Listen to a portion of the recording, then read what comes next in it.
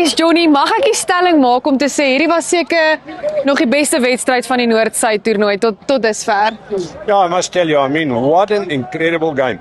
Ek moet vir jou sê, Tuis, Garsfontein hierdie jaar is in die mix. Luister, jy kom wen nie vir Stellenberg nie.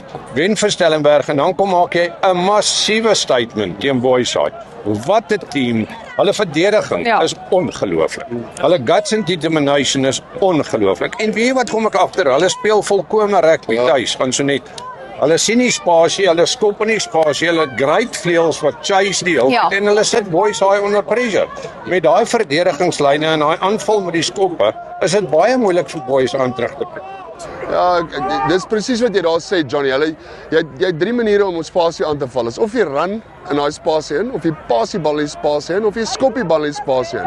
En hulle het letterlik die volmaakte game gespeel vanaand. Hulle het die spasie aangeval met die regte opsies. En hats off vir Sylvester, hulle het 'n massiewe wedstryd hier afgetrek en 'n massiewe toernooi afgetrek. Ek dink vir Noord is dit crucial. Baie goed. En ek dink dit trek die tafels weer 'n bietjie gelyk. As ons môre aan kyk, is nog net Grey en Paul Roos wat nie 'n game verloor het hierdie jaar nie. Wat baie goed is. Ek dink rugby in sy totaliteit in hierdie land is besig om te explode op hoërskool level.